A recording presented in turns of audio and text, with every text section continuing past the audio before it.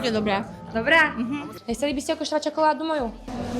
Okoštujete? Tak toto je dubajská. Máte rada pistácie? Treba, hej. No tak skúste. A povedzte mi úprimne, môžete obkomentovať aj to balenie. To je papinka? Papinky, to je má značka. A toto je papinka taká malá, zdrobnenina, 80 gramová. Máme aj takéto tyčinky, 150 gramové. Nepočuli ste ešte papinky? Nie, nepočuli sme o tom. Tak ochutnáme a dáme vám vedieť.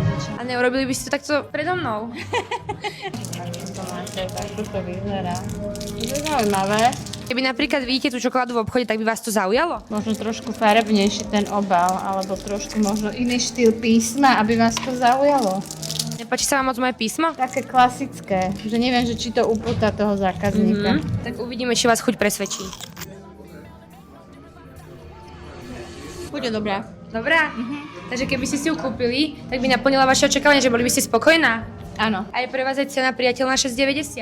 Na to, Tak že to je to slovenská kúpim. výroba, je plnená. Hej, a sú tam kvalitné suroviny. Tak keď to je taká kvalitná čokoláda, tak áno, tak je to v pohode. Tak vám veľmi pekne ďakujem za recenziu a môžete si ešte vychutnať čokoládku a majte pekný deň.